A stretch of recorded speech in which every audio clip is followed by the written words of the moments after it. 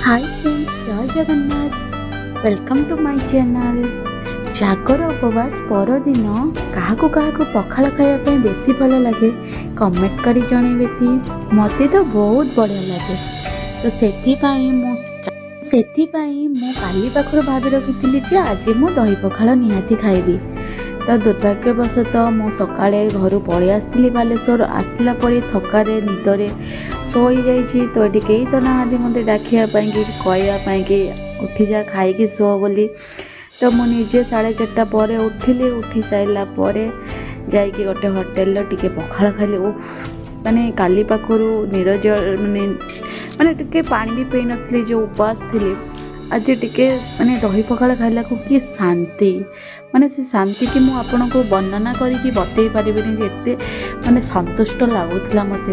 जी मैंने भी दही पखाल फेवरेट थिले मो भावना को निहाती बुझी पारुथिबे।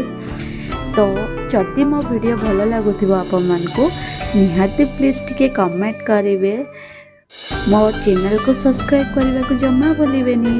आज आपण मैंने कौन कौन खाइले जेहेतु जागर उपवास थिला ता परदिन कौन कौन आइटम सब खाइले मते कमेंट रे निहाती जणेबे। ओके, आ किए कौ जगार मो वीडियो को देखुचंती ता भी मते कमेंट करके जणांतु। जदि आपण को कमेंट मते भल लगिला कि चाहूचंती मो वीडियो देखिया पाए मु चेष्टा करिवि मो व्यस्त बहुलता जीवन भितर मु किछि क्लिप आपण सहित शेयर करिवि। सत कहूँ पखाल ठू शांति दुनिया रे माने कौनसी जिनस ना। जेहेतु आमे ओडिया आमर सबुबले पखाल प्रिय। सत ना।